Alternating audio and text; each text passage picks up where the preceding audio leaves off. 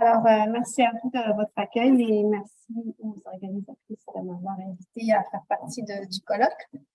Effectivement, je fais partie du centre qui organise ce colloque, mais je fais aussi partie du Centre interdisciplinaire de recherche sur le cerveau et l'apprentissage, dont la mission est de faciliter la recherche interdisciplinaire sur le sujet et donc qui complémente très bien les intérêts, le mandat.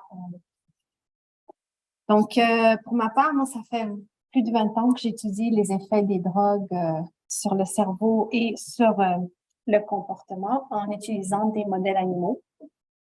Et en particulier, mon laboratoire étudie les effets de drogues stimulantes qui incluent la cocaïne. Et puis, un des effets que peut avoir la consommation de drogue, c'est de mener vers un trouble d'addiction. Et donc, l'addiction, c'est un trouble multifactoriel qui dépend de diverses influences, incluant des variables psychologiques, environnementales, familiales, individuelles, biologiques. Et mon laboratoire s'intéresse particulièrement à la capacité des drogues elles-mêmes d'induire des changements dans le cerveau qui vont faciliter les comportements de consommation qui sont pathologiques et le développement de l'addiction. C'est évidemment très difficile d'isoler ce type de changement chez des êtres humains qui consomment et qui ont de l'addiction parce que typiquement, plus souvent qu'autrement, l'addiction covarie avec d'autres conditions qui peuvent elles aussi changer le cerveau. Donc, dans mon laboratoire, on travaille à raffiner et à développer des nouveaux modèles animaux pour pouvoir étudier les comportements de consommation dans le laboratoire.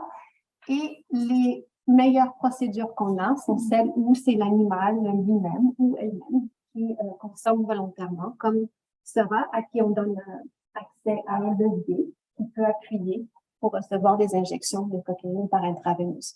Et typiquement, dans nos études, pour des raisons que je vais dans un autre colloque, on rend la drogue disponible quelques minutes et ensuite pas disponible quelques minutes et ainsi de suite. Chaque jour, durant des sessions qui peuvent durer 4 à 6 heures par jour.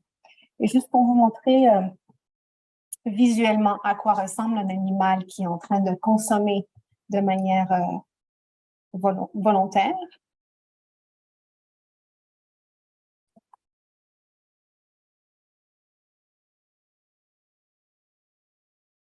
Une vidéo tournée par une de mes anciennes étudiantes.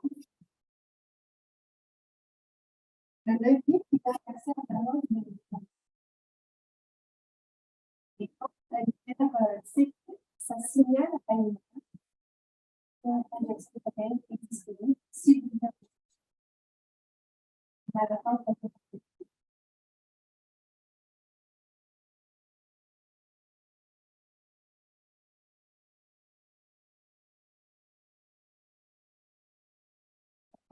Notamment de consommation qui est volontaire. C'est l'animal qui décide combien il prend quand il prend. Et dans les bonnes conditions, des animaux comme celui-ci peuvent être utilisés pour étudier différents traitements, les effets de différents traitements sur la consommation de drogue et les mécanismes neurobiologiques des effets observés. Maintenant, dans le contexte d'aujourd'hui, donc l'addiction à la cocaïne, il n'existe en fait aucun médicament qui est actuellement approuvé spécifiquement pour l'addiction aux drogues stimulantes comme l'addiction à la cocaïne. Et l'approche la plus prometteuse est un traitement à long terme avec l'amphétamine. Donc, il y a un recensement des études à ce jour qui a été fait il y a quelques années. Et les auteurs ont conclu que maintenance on amphetamine and related monoamine users has displayed greater and more reliable therapeutic efficacy to reduce cocaine consumption than any other type of medication to date. Juste pour vous montrer donc ça, c'est un résumé des études qui ont été faites pour évaluer les effets potentiellement thérapeutiques de l'amphétamine chez soit des personnes qui ont un problème d'addiction à la cocaïne ou la méthamphétamine. Et on voit que dans la très grande majorité des cas, les résultats nous montrent qu'il y a des effets thérapeutiques bénéfiques d'un traitement à l'amphétamine chez les êtres humains. Et donc, ce type de résultat se voit aussi chez des primates non humains et en ce qui nous concerne, chez des rats de laboratoire aussi. Donc, on sait que ça fonctionne, mais on ne sait pas comment. Et donc, une possibilité au niveau neurobiologique est que l'amphétamine interfère avec certains effets neurobiologiques de la cocaïne.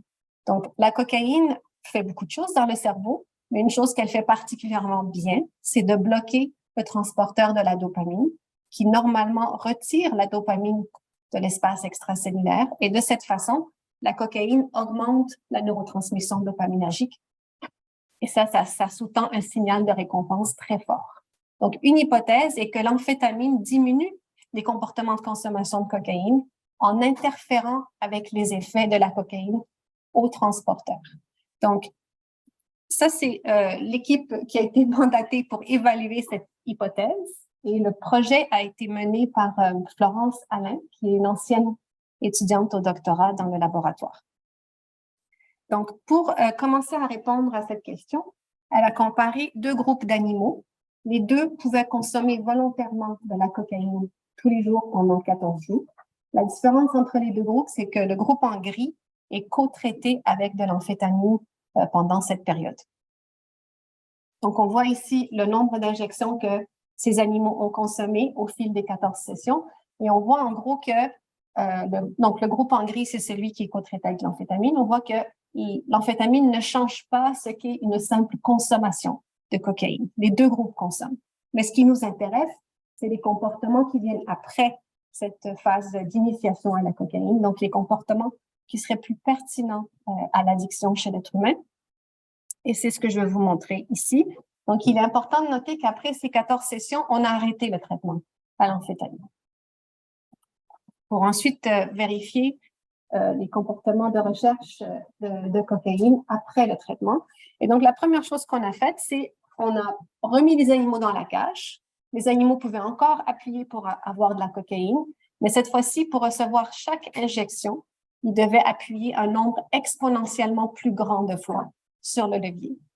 Donc, c'est une procédure qui sert à mesurer la motivation à obtenir la cocaïne. Et on voit, en fonction de différentes doses de cocaïne, que les animaux qui avaient reçu un traitement à l'amphétamine dans le passé sont moins motivés à travailler pour la cocaïne. Et c'est souligné par les trois panels à droite, où je vous montre la consommation cumulative de cocaïne. Et on voit que quand ça coûte cher d'avoir chaque injection, les animaux qui ont été traités avec l'amphétamine dans le passé sont moins partants pour consacrer beaucoup d'efforts. Donc, ont une motivation diminuée pour la cocaïne. Après ces sessions, encore une fois, on remet les animaux dans la cage et cette fois-ci, ils peuvent appuyer sur le levier, mais on retient la cocaïne. Donc, ce qu'on veut, c'est mesurer un comportement de recherche de drogue quand la drogue n'est pas disponible. Et ce qu'on voit encore une fois en gris sont les animaux qui avaient été traités avec l'amphétamine dans le passé. Et ces animaux-là recherchent beaucoup moins vigoureusement la cocaïne que le groupe témoin. Ensuite, vous voyez qu'à la toute fin, à la session 10, les appuis sur le levier sont très, très bas. Et donc, à ce moment-là, on peut exposer les animaux à différents stimuli qui peuvent provoquer la rechute. Et donc, la rechute chez l'animal, c'est quand les animaux retournent appuyer sur le levier. Ce qu'on a fait ici, on a pris tous les animaux, on les a injectés avec une petite dose de cocaïne pour voir si regoûter à la drogue allait les faire rechuter et retourner appuyer sur le levier. C'était effectivement le cas chez les animaux témoins, mais ce comportement qui est pertinent à la rechute était grandement diminué chez les animaux qui avaient été traités avec de l'amphétamine.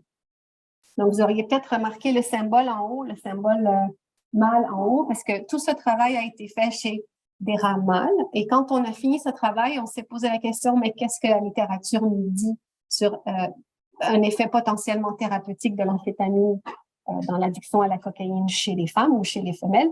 Et ça, c'est une question sur laquelle une autre étudiante au doctorat s'est penchée, Aissatou Ndiaye, et la réponse a été que la littérature ne permet pas de réponse claire à cette question. Donc, pour commencer à remédier à ça, Aissatou a répété l'étude, mais cette fois-ci avec des femelles. Donc, elle a elle aussi comparé deux groupes de femelles qui consomment de la cocaïne. Le groupe en bleu a été co-traité à l'amphétamine durant cette période.